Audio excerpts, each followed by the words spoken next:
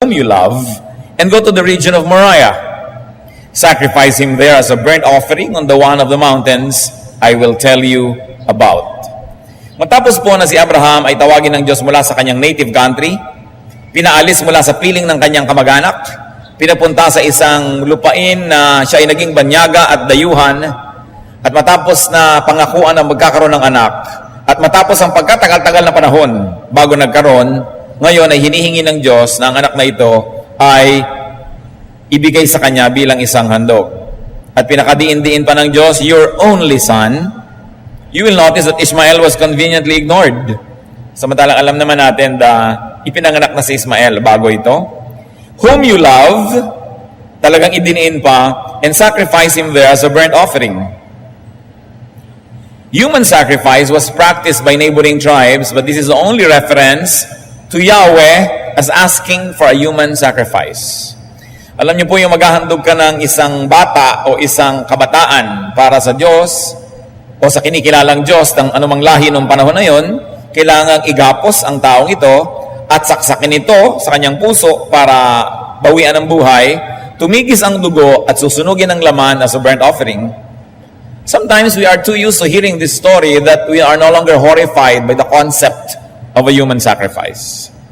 And probably we are comforted by the fact that it did not push through, it did not happen. But we only know that it didn't happen because we're looking at the story after it happened. But if you were Abraham and everybody else in his family, while it was happening, you didn't know how it would end. And you'd think it would end the usual way, tragic, gruesome, bloody. At yan po ang napakabigat na hiningi ng Diyos kay Abraham, ialay mo ang iyong anak. Itatali, sasaksakin, susunugin bilang isang handog. Genesis 22, 3-8. Early the next morning, Abraham got up and saddled his donkey. He took with him 2 of his servants and his son Isaac. When he had cut enough wood for the burnt offering, he set out for the place God had told him about.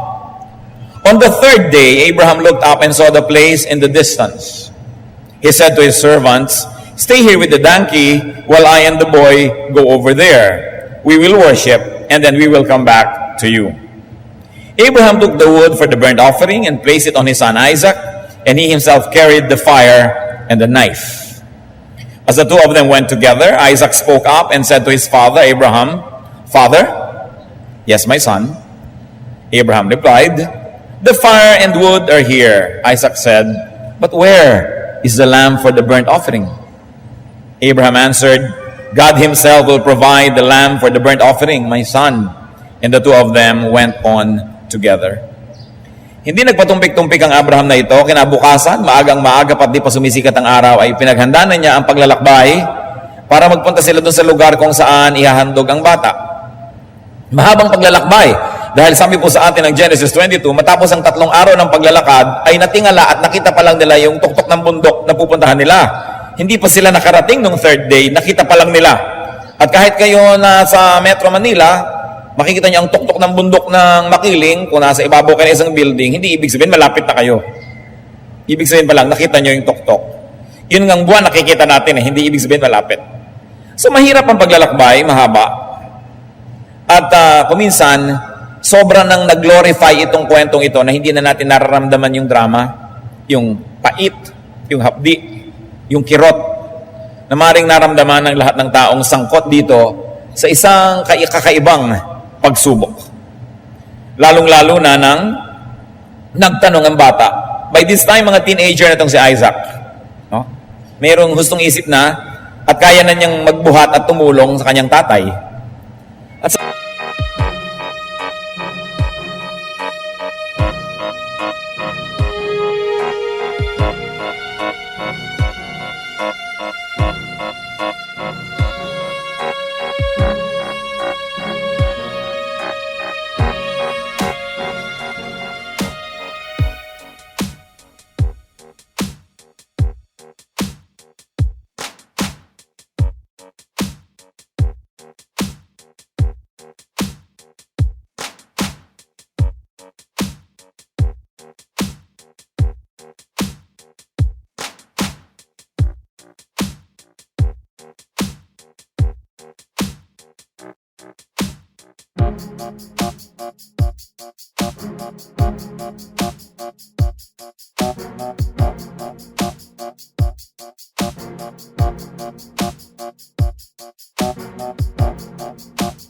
Sabi niya, Father, where's the lamb?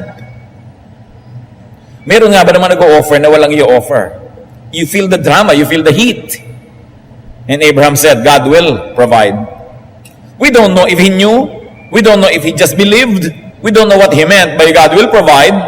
Pwede rin naman niya sabihin, ikaw na-provide na, ayan na. Hindi in-explain ng Bible ang talinghaga at lalim ng pangungusap na ito that God will provide. Many theologians like to interpret that it is very, very strong faith, and he said, God will provide. But that's an interpretation. You can have other interpretations because the Bible never explained what it meant. Pero ang dapat po nating isipin, mga kapatid, is what could have transpired between Isaac and Abraham after this traumatic event. They will never be the same.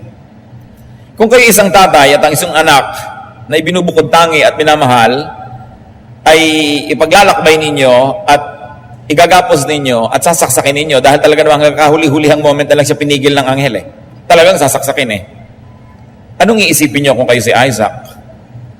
Matagal na natin na pag-aaralan yung punto de vista ni Abraham.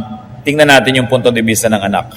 What would Isaac think of his father who would sacrifice him? Would you say, praise God, my God is a very great faith, he will kill me? If you were the son, would you think that way?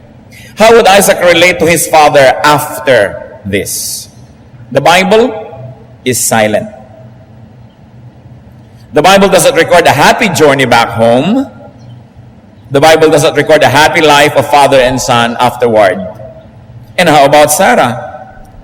Ano kaya po ang inisip ni Sarah? Nananahimik sila sa kanilang bayan, maunlad ang buhay, mariwasa, biglang binunot ni Abraham ang buo niyang pamilya, dinala sa isang lugar, sa isang lupalop, na nung dumating sila ay meron pang famine. Kinailangan pa siyang pumunta sa Ehipto kung saan nanganib na maagaw si Sarah at mapatay siya dahil maganda yung babae, baka patayin yung lalaki at kukunin ni Pharaoh ang babae. At ipinamigay naman talaga siya ng Abraham. Sinuli lang ng Pharaoh dahil nakaramdam siyang may masamang nangyayari dahil mali ang kanyang ginagawa.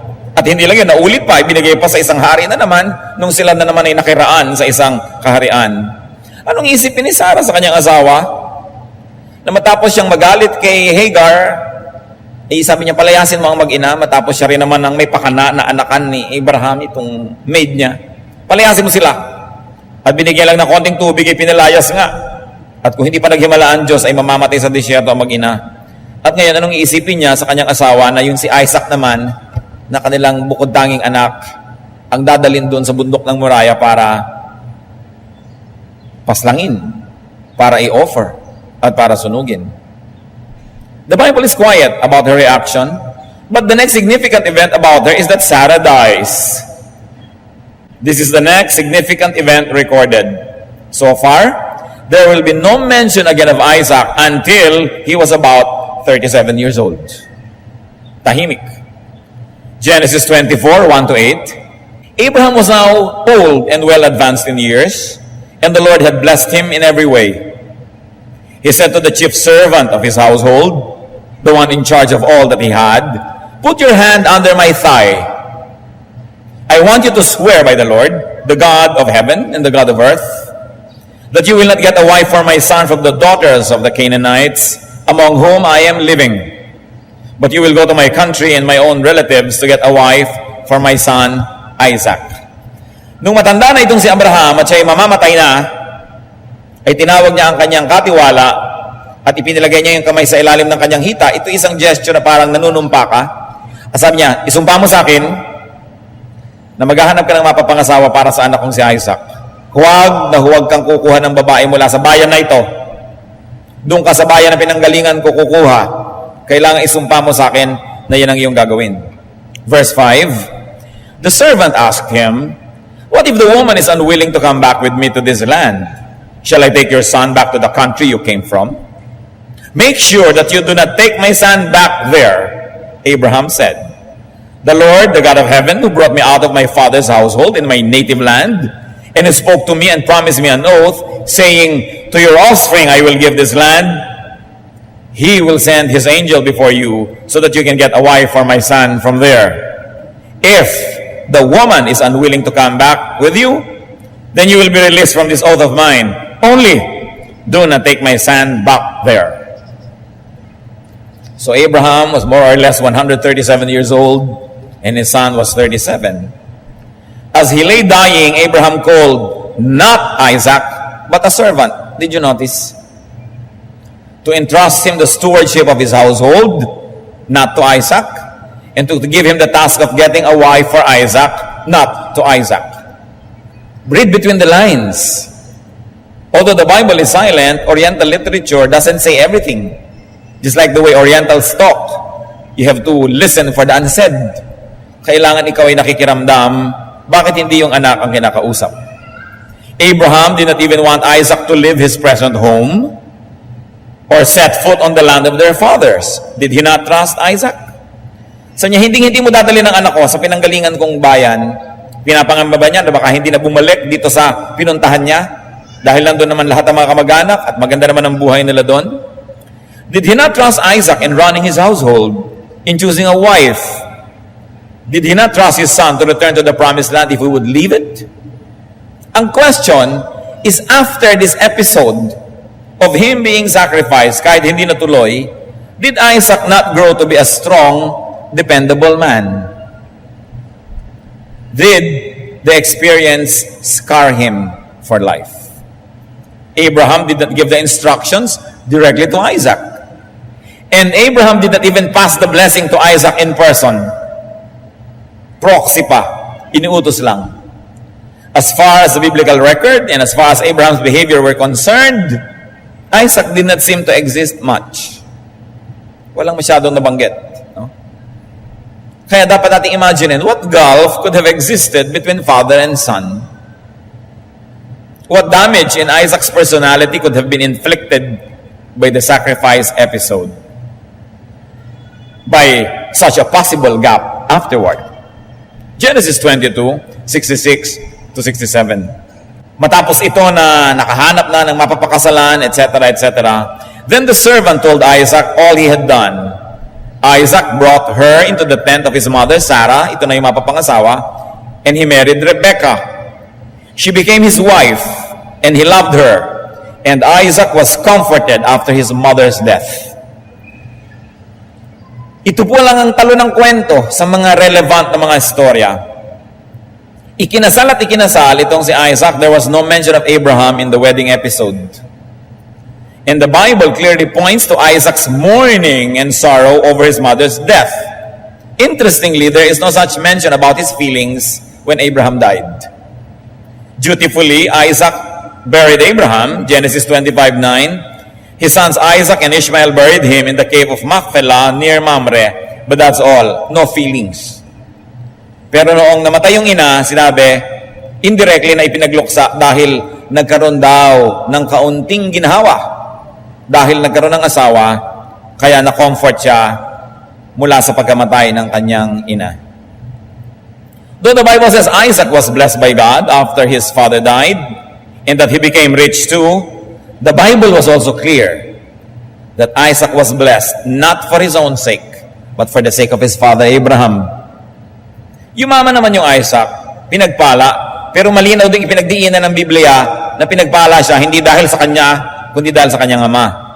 Genesis 26:24, that night the Lord appeared to him and said, I am the God of your father Abraham. Do not be afraid. Abay, ikaw nga ba naman hindi matakot ipinapa-sacrifice ka, no? Ngayon biglang kinausap siya, di natala, matatakot ka ang Diyos, baka i-sacrifice na naman ako. So sabi niya, do not be afraid, for I am with you. I will bless you and I will increase the number of your descendants for the sake of my servant Abraham. Obvious ba? Idiniin pa. But God had to reassure Isaac not to be afraid. And that's a very interesting twist in the story. No? Apparently, Isaac would not recover from the damage of his youth. His two most important moments, you will notice, were both spent lying down, afraid. One, he was lying down as a sacrifice on the altar. And two, at the close of his life, he was lying down as a blind, dying man who was being deceived. Doon sa una, he was being sacrificed. Now he was being deceived. He was deprived of his control of his inheritance dahil alam natin na dinaya itong si Isaac ng kanyang asawang si Rebecca at ng kanyang anak na Jacob. Inagaw nila yung mana na dapat ay nagpunta doon sa panganay na si Esau, pero inagaw ni Jacob sa pakikipagsabuatan ng kanyang ina. So you see here a man, Isaac, who was going to die in a very unceremonial way. He was not controlling his life. He was not controlling the inheritance he would give away. He was being deceived. And once more, he was lying down.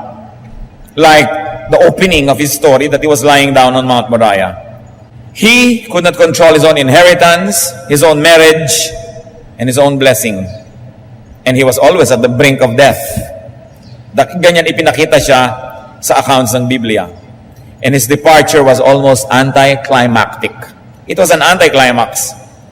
He was much awaited, much ballyhooed, and then he dies and goes just like that. And interestingly, brothers and sisters, Isaac's God was called fear. Ang tawag ni Isaac sa kanyang Diyos ay nakakatakot or takot or katatakutan. Genesis 31:42, the God of my father, the God of Abraham, and the fear of Isaac.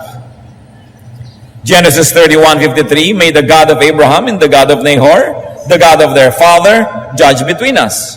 So Jacob took an oath in the name of the fear of his father Isaac. Pati ang tawag sa Diyos ni Isaac is fear. Ano kayang quality of life ang naging buhay nitong si Isaac na naging bunga ng siya ay i-offer? And remember, God had to reassure Isaac not to be afraid. Obviously, natatakot siya. Yung hindi banal na takot, kundi takot na takot talaga. Ano po ang kinalaman natin dyan? Bakit natin ito hinahalungkat? What lessons can we learn? We are not here to judge the correctness of the sacrifice. We are not here to judge the correctness of Abraham willing to sacrifice his son. But we are looking for reasons why Isaac died that way. And why he was just almost ignored in the stories of Scripture, and he was never presented as a victorious, strong, happy, successful person. Bakit natin pinag-aaralan yon? Because there could be an Isaac in each one of us. Siguro hindi tayo in-offer ng magulang natin dahil sabi ng Diyos, pero maaring in a much less noble way, some of us may feel that we have been sacrificed in our youth, in our childhood. Some of us may feel that we have been wronged by our elders. Some of us may feel that we have been overshadowed by the giants in the family, that we just became little dwarfs in our own homes. Hinahanap natin yung bakas ng pagka-Isaac sa isa't isa sa atin. Marami pong mga tao, tumanda na lang at lahat, punong-puno pa ang buhay ng hinanakit sa sariling magulang. Galit sa buhay. Galit sa kanilang nakaraan. Galit sa mga tawang sa palagay nila ay nagnakaw sa kanila o umapi sa kanila o nagpahirap. Dapat nating maiwasan yung paraan ng pagkamatay ni Isaac na bulag, nakaratay, walang kalaban-laban habang dinadaya ng kanyang mga kamag-anak. What can we learn from the life of Abraham who obeyed God to the max? Talagang extreme. Ang anak ay isusuko, ang asawa ay isusuko yung comfort, iiwan ng bansa, ang bayan para sumunod. At pagkatapos nakita ba natin siyang sumaya, naging tahimik at maganda ang kanyang pumumuhay, ang daming kasunod na gulo. What can we learn from these truths? Kaya po binabalikan natin ang mga characters of Genesis because the Genesis is the book of beginnings. That's where a man began, that's where a woman began, that's where a family began, and that's where all the family problems began.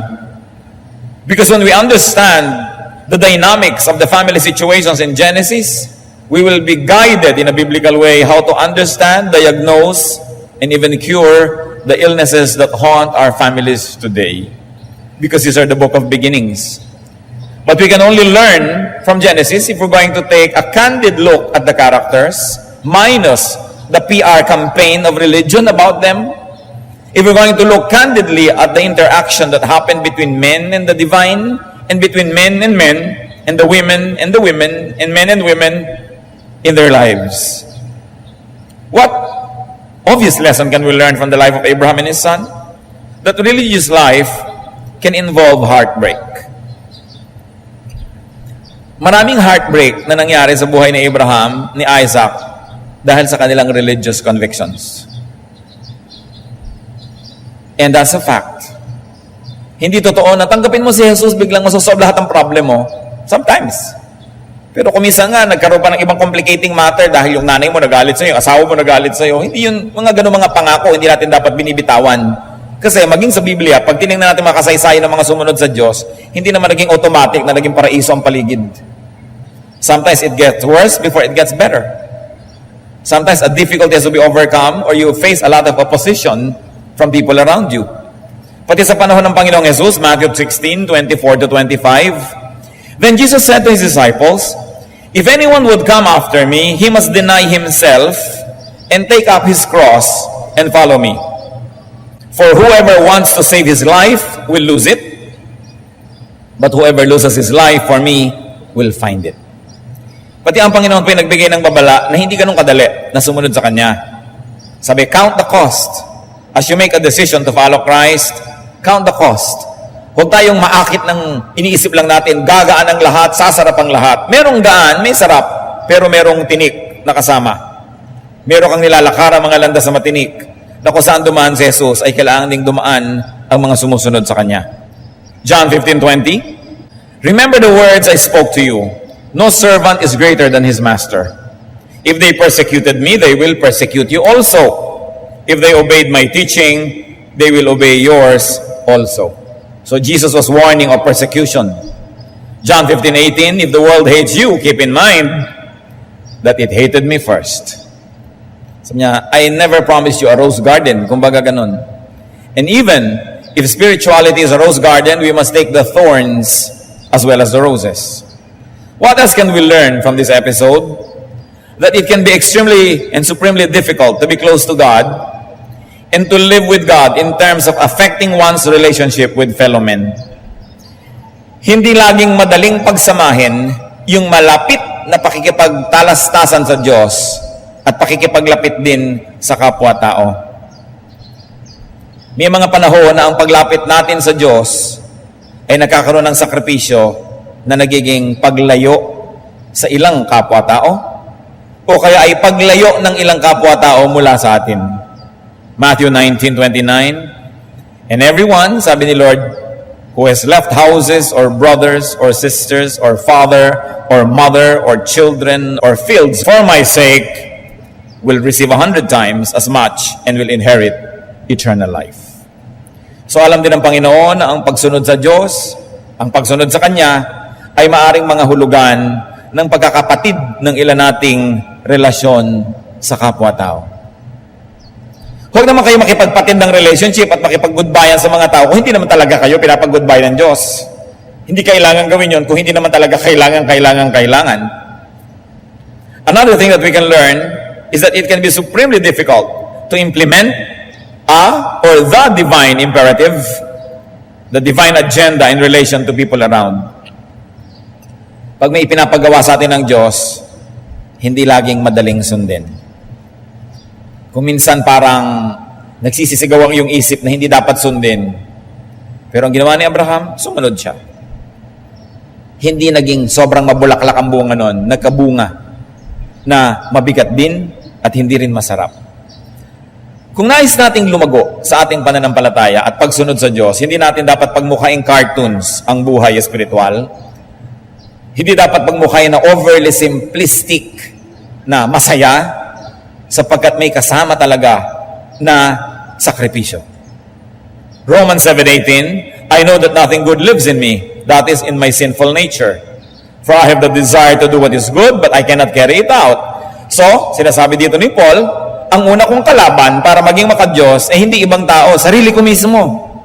Kasi ibang gusto ko sa gusto ng Diyos. At nakita niyo ang mag-asawa na si Ananias and Sapphira, sumunod na nga sa magandang layunin, nagbenta ng lupa para i-donate sa church ang pinagbilhan. Napakaganda na sana, pero anong naging wakas? Acts 5:1-2. Now a man named Ananias, together with his wife Sapphira, also sold a piece of property. With his wife's full knowledge, he kept back part of the money for himself. He brought the rest and put it at the apostles' feet.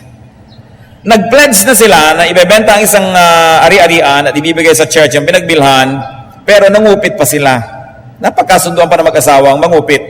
Ang naging ending, pareho silang biglang namatay sa harap ng buong kongregasyon. So nakikita natin yung hirap sumunod, yung ayaw sumunod, at yung gustong sumunod na kalaban ng sarili, at yung sumunod na hindi pa nilubos dahil nakasingit pa rin yung personal na kagustuhan. When you look at the Bible giants, Adam could not obey. Hindi nagtagal ay nag-disobey. Cain could not give an acceptable offering. Noah ended up a drunkard. And Lot also ended up a drunkard. These giants all failed one way or the other. Abraham had to sacrifice his clan, his wife, his son. And Isaac had to live in the shadow of a childhood trauma. To him, God was fear. How do you repair a person who goes through such a difficulty? Ano pa po ang pwede nating matutunan? And this time, reference lang natin yung faith ni Abraham, pero inaalis na natin sa kanya yung kwento sa atin na. That relentless faith can lead to fanaticism. That relentless faith can lead to lack of humanity.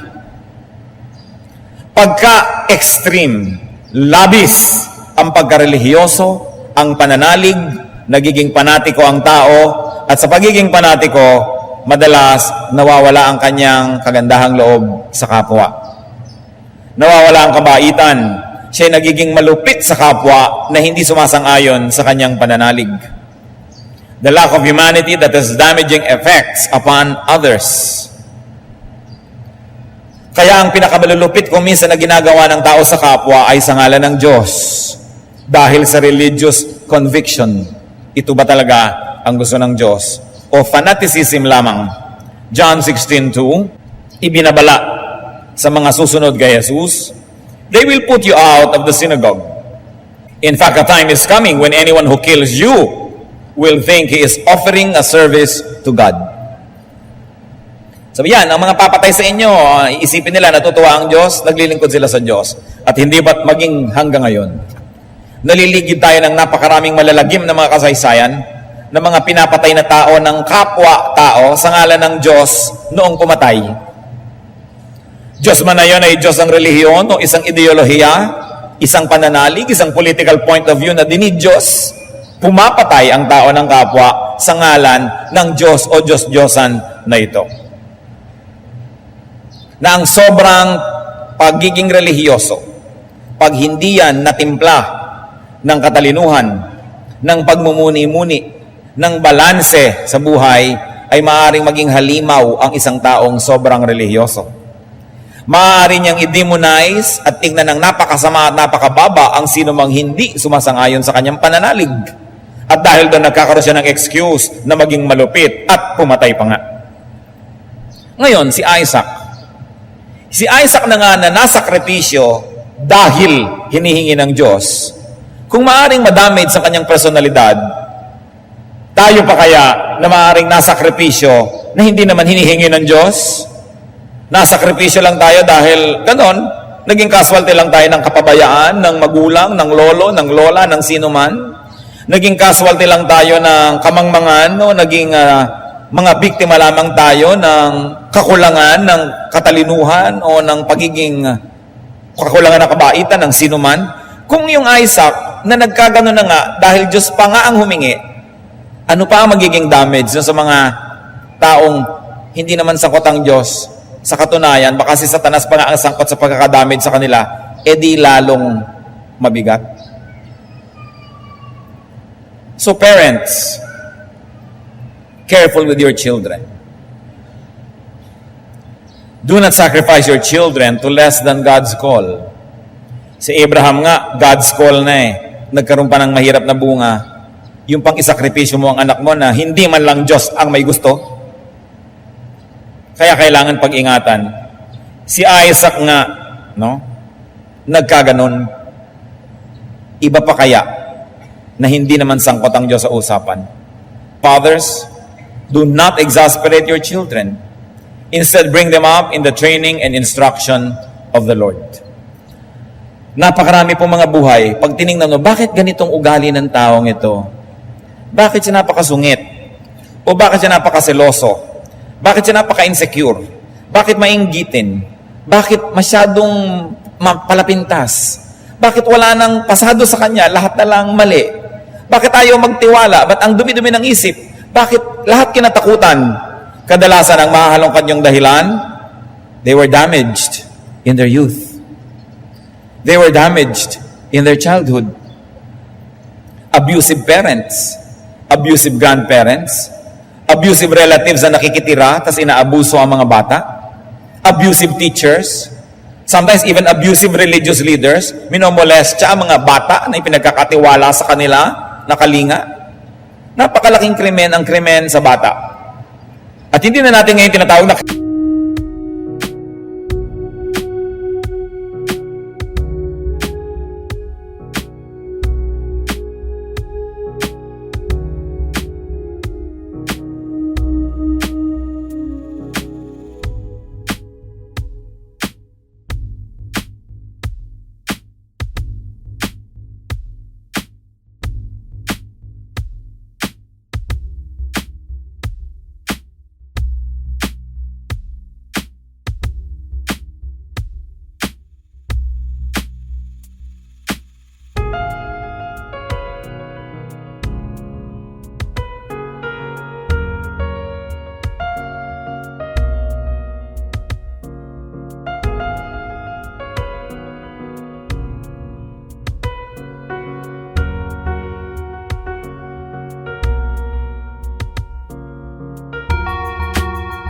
krimen yung ginawa ni Abraham. Lampas na tayo sa kanya. Pinag-usapan lang natin. Ang pag-usapan natin ngayon, yung mga pagkukulang at pag-abuso sa bata na hindi naman Diyos ang humingi.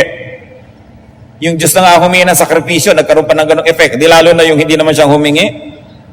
Kaya mga kapatid, ang gulo-gulo ng mundo, kaya ang dami-dami mga tao na extremist ang pag-iisip, hindi nagigilty kahit magpasabog ng mga kung ano-ano at pumatay ng marami.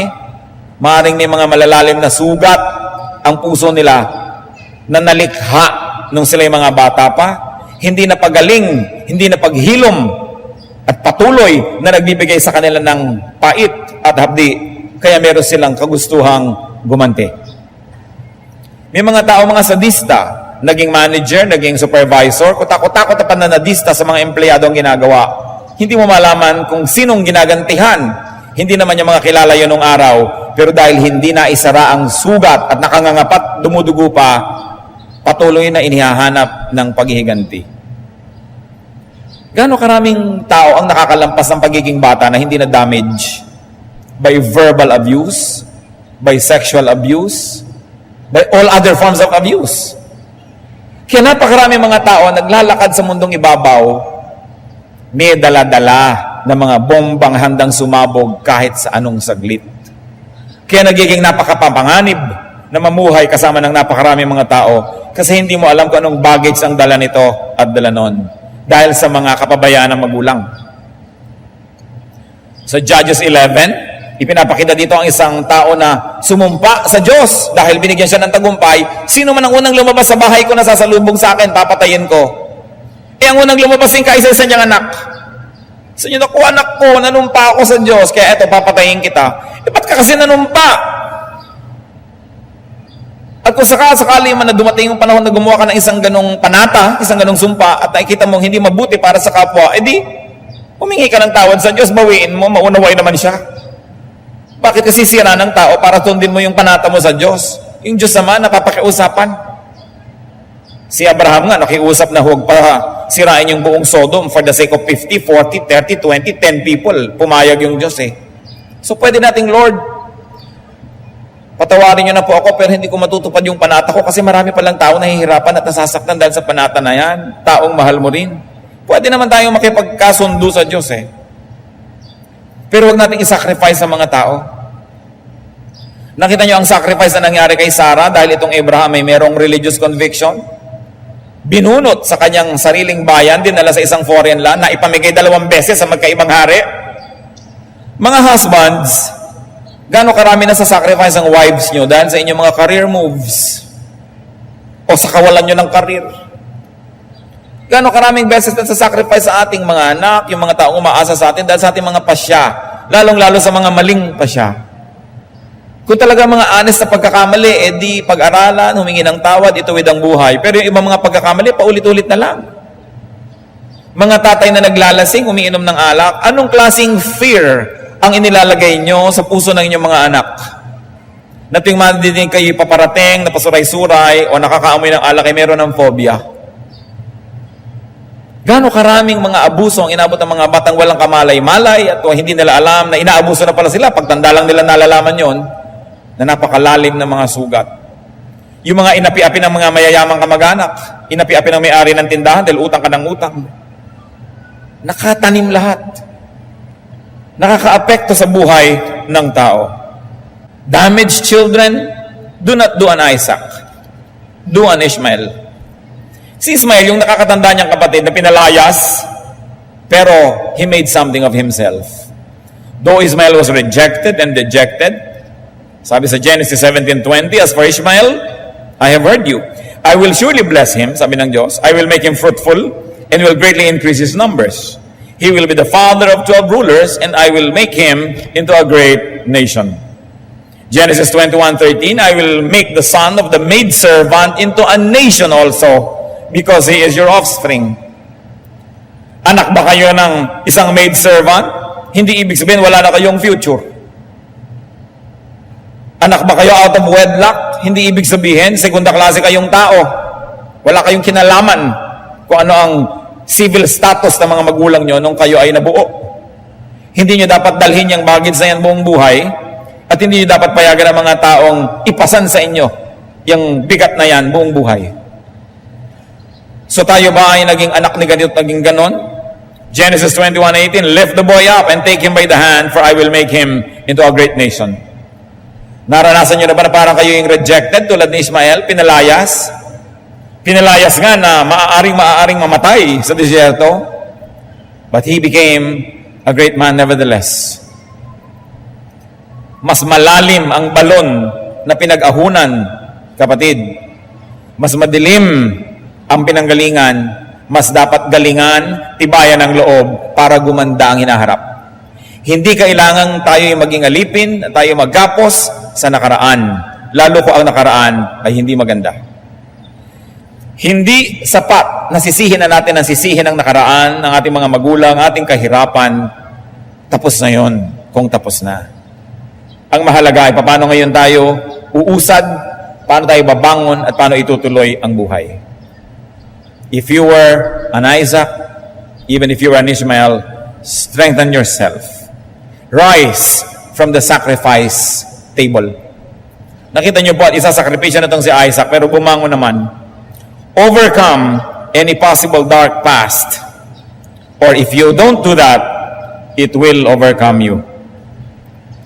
Pag hindi ninyo dinaig ang isang madilim, mapait, masakit na nakaraan, patuloy niya kayong dadaigin. Kung naapi kayo minsan ng inyong mga masusungit na tiyak, pag hindi nyo yan nilampasan, kahit man lang sa alaala, patuloy pa rin kayong paulit-ulit na maaapi. Kung naabuso kayo, sino man, in a sexual way, pag hindi kayo nakalaya dyan, sa inyong mga alaala at gunita, patuloy at paulit-ulit kayong maaabuso pa. So dapat, pati rin. If you had a difficult sonship or daughterhood, if you had a difficult childhood or youth or past, overcome. And the quickest, the most effective, the most powerful way to overcome it is to forgive those that offended you. Habang hindi nyo pinapatawad, kayo magiging bilanggo ng tao o ng mga taong ito. Kung gaganti lang kayo, mauulit-ulit lang. Sa mga pag-aaral natin sa Genesis, makikita nyo paulit-ulit. Yung lolo may favoritism, yung tatay may favoritism, yung anak may favoritism na naman. When you look at the dysfunctional families of Genesis, nagdadayaan, nag-aagawan ng mana, nagsusumpaan, nagpapatayan, makikita ninyo na may pinagmulan ng gulo ng mga pamilya ngayon. At bagamat masakit na ungkatin at buklatin pa ito, kailangan nating balikan, gunitain para matutunan natin ang mga leksyon. Para huwag na nating tahakin ang landas na mali nilang tinahak at upang gawin natin ang higit na tama. We are more capable of having a more righteous life now because we have their lives as references.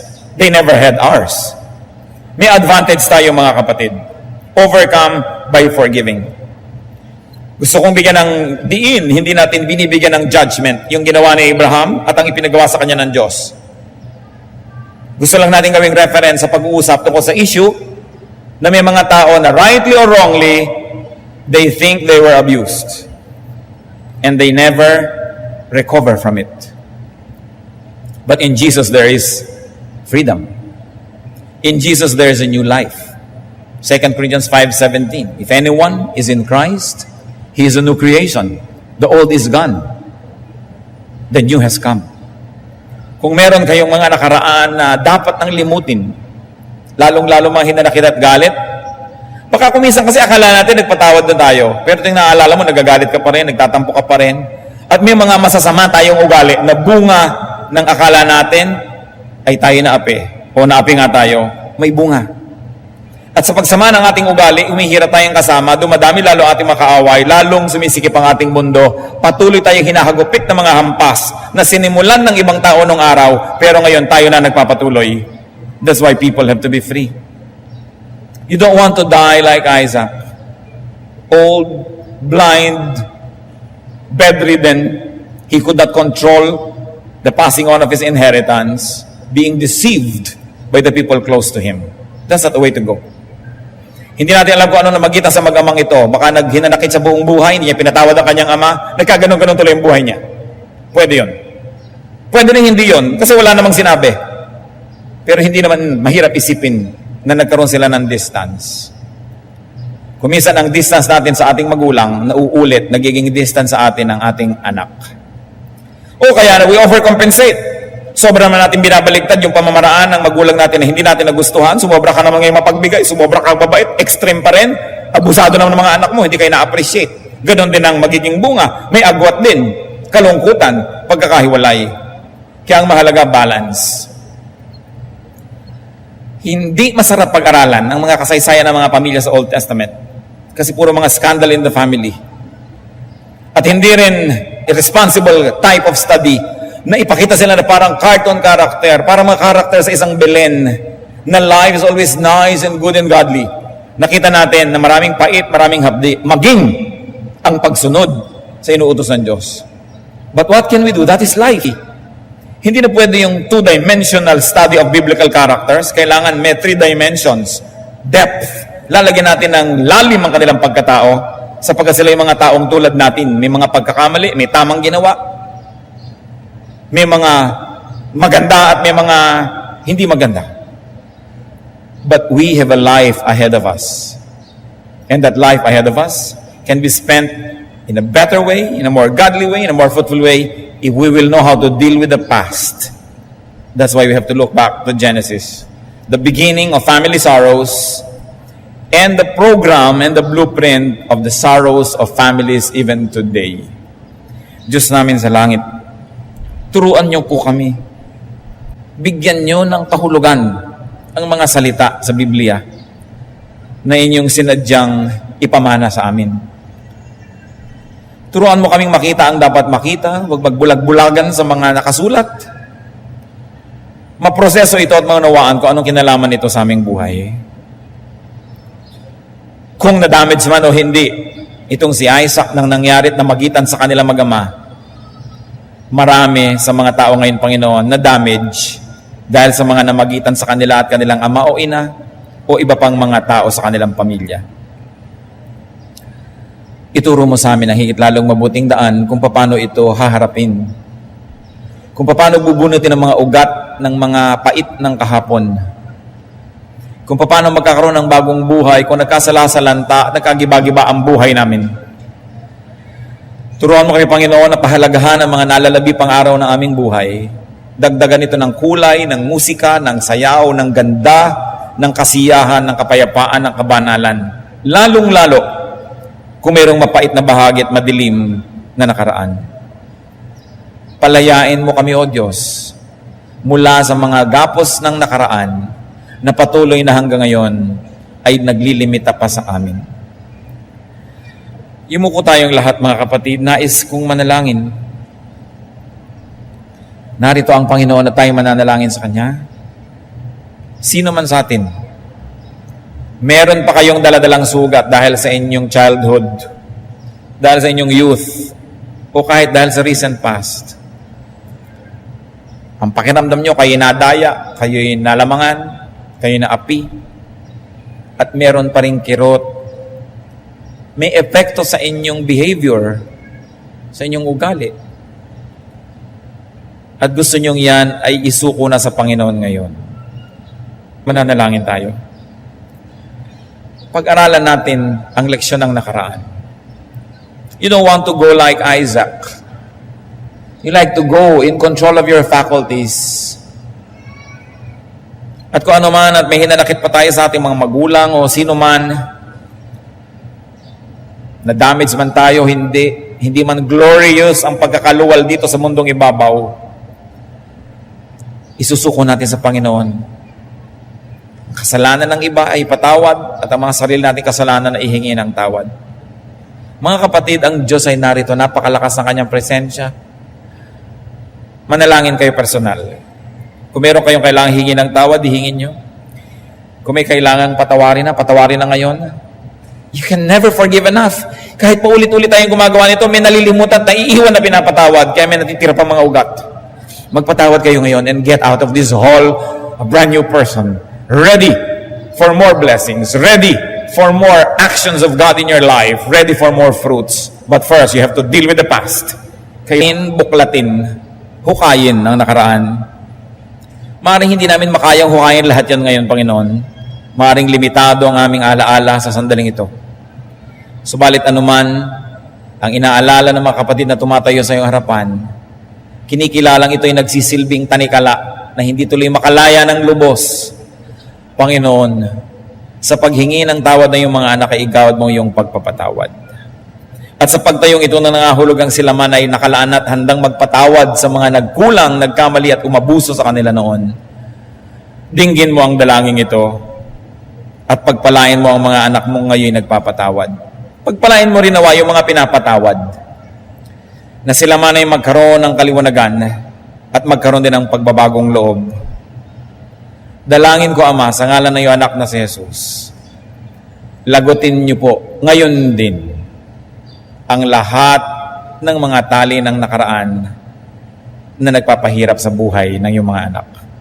Mga hinanakit sa magulang, sa mga kamag-anak, kung kanino man.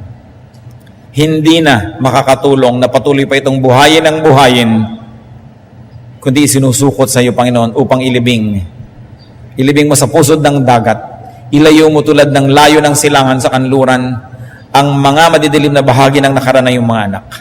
At pasikatin mo sa iyong mga anak, Panginoon, ang bagong umaga, bagong liwanag na ipinapangako mo sa lahat ng nagsusuko ng buhay sa iyo.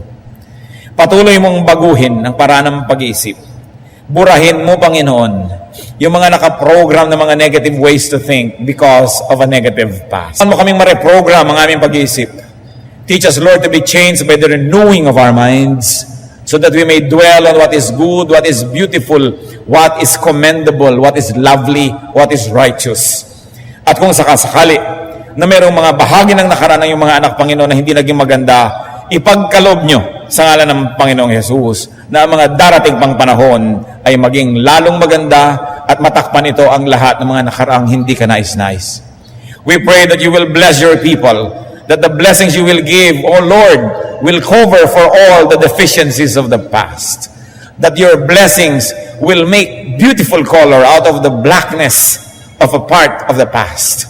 That you, O God, will more than compensate for what was lacking, but your blessing will overflow, and your children will realize, they will actualize, experience a beautiful, godly life.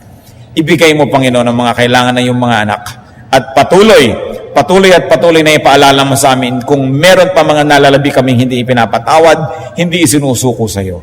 Bless your people. Kung may mga nakabaradating mga pagpapala, ay padaluyin mo na, O Diyos, sa pagsusuko na yung mga anak. Kasama niyan, hinihiling namin, pagalingin mo rin ang isip, pagalingin mong emosyon, pagalingin mo, O Diyos, ang mga lupang katawan na pinagsisidlan ng napakaraming lason dahil sa mga mapapait na gunita. Nawa, Panginoon, ng isang bagong buhay, ang mga anak mo ay hindi lang maglalakad kundi sasayaw sa paglalakad. Ang mga anak mo ay hindi lang magsasalita kundi aawit. At ang mga anak mo hindi lang kakain kundi